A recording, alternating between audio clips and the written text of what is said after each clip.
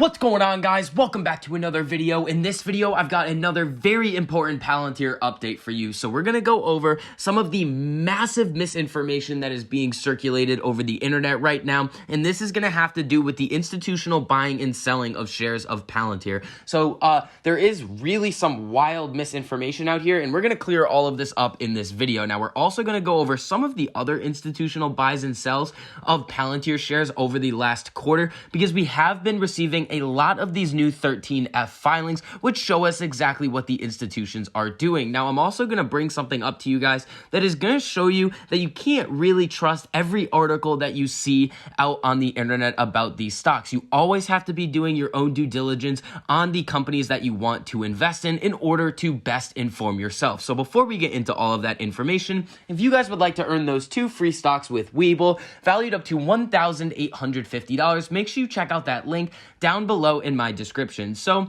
when we come over to this article right here, we can see that the headline is Palantir option traders are bearish, but the stock is still holding support. So this came out on May 6th.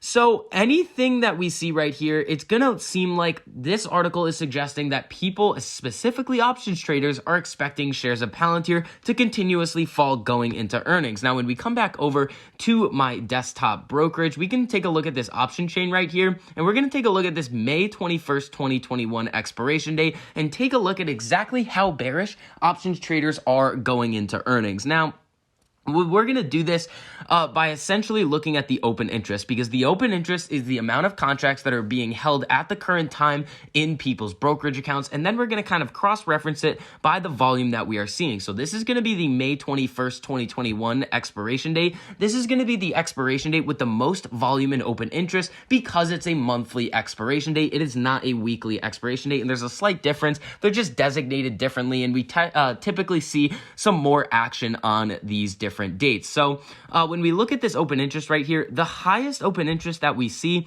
is on this $19 strike with 15,878 contracts being held in people's brokerage accounts. But the highest volume that we can see is coming over here to this $17.50 strike.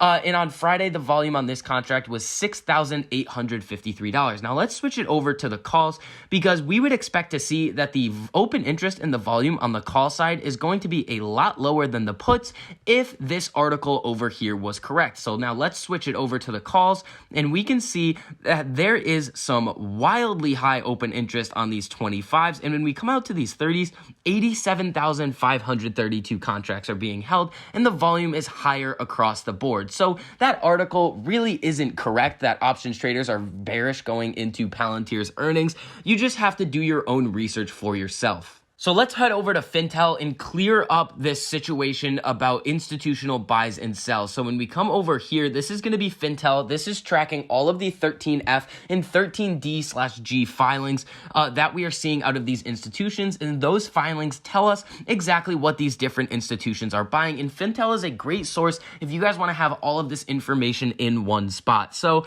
when we look here, anything highlighted in green is a newly initiated position. Anything highlighted in red is a fully closed out position. So when we come down to BlackRock right here, we can see that they have changed their share amount right here, the share change percentage, by negative 71.88%, and they are now holding 9,378,527 shares. Now, the mix up here is that I have seen some people say that BlackRock actually bought more shares over the last quarter, and we're going to prove that that is not the case. So we see right here that they decreased their share amount by 71%.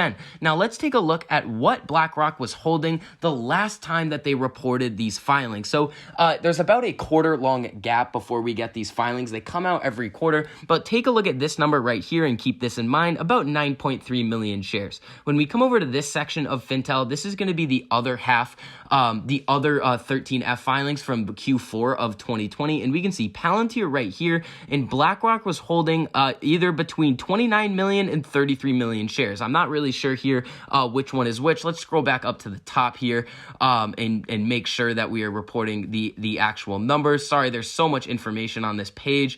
But when we come back all the way up here, so the previous shares and the current shares. So BlackRock was actually holding 33 million shares by the end of Q4 2020, and they now hold only 9.3 million shares. So Now, let's take a look at some of these other institutional buys and sells, because BlackRock is a big one, and it's not a very good sign that this institution is actually lowering their position size by 71%. But there are some other good things that I want you guys to keep a look at in this actual page right here. So the key thing that I want you guys to look at is AllianceBernstein. So for those of you guys that don't know who AllianceBernstein is, they're basically just an investment fund.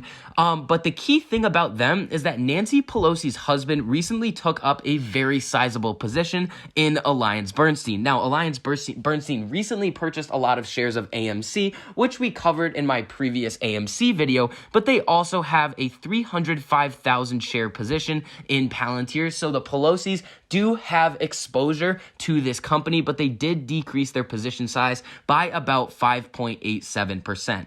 Now, there's two other key institutional buys that I want you guys to keep in mind. So it's not all bad sell-offs and everything like that, but we can see right here, O-Shares Investment Advisor. So that is Kevin O'Leary. And if you guys remember from over the past week, we saw Kevin O'Leary believing in Palantir and picking Palantir in the second round of the CNBC stock draft. Now, what's important to keep in mind about Kevin O'Leary is he has a very conservative investment thesis. So he typically does not like any stock that does not offer a dividend. So what's most likely happening here is that he believes in the data analytics field over the long term and is expecting Palantir to be able to pay a dividend eventually once they get into those deep profitability numbers. Now, the second institution that I want you guys to keep in mind, as always, is going to be Cathie Wood at ARK Invest. She bought an additional 1.5 million shares of Palantir, leading into Palantir's earnings, which are going to be occurring on Tuesday before the market opens. So this is always a good sign to see Cathie Wood buying. Typically what she does is that in times where some of her larger position stocks are having very significant sell-offs, she will sell off a portion or all of some of these names to create a loss for tax purposes and then buy her highest conviction stocks. So that's exactly what we've seen her do with Palantir over the past couple of months, and it's a great sign to see her continuously buying shares of Palantir yet again. So that's really going to wrap up this update on Palantir. The main thing that I want you guys to take away from this video is that BlackRock did not buy more shares of Palantir over the past quarter. In fact, they actually sold about 71% of their position. That was the key point of misinformation that I wanted to clear up for you guys. But we also have AllianceBernstein having a position size in Palantir, which Nancy Pelosi's husband actually has some money in and exposure to. So there's a lot of interesting things going on with Palantir at the current time. We are seeing these sell-offs, but again, I am still very bullish on this company over the long term. And these short-term sell-offs, although they kind of stink and they hurt the portfolio in the short term, they just present for great buying opportunities because I believe in this stock in the long term, and I really think that this is going to be a key player in the data analytics market. So that's going to wrap up this update for Palantir. If you guys enjoyed the information and analysis that I provided for you in this video, make sure you go down and hit that like button. And if you want to see more videos like this, make sure you hit that subscribe button and turn on that notification bell so you're notified every time I post a new video, so you get to stay up to date on all of your favorite stocks, learn about a couple of new ones, and see exactly which options I am trading and which strategies I am using to trade them. So I hope you guys are having a great weekend, and I'll see you guys in the next video.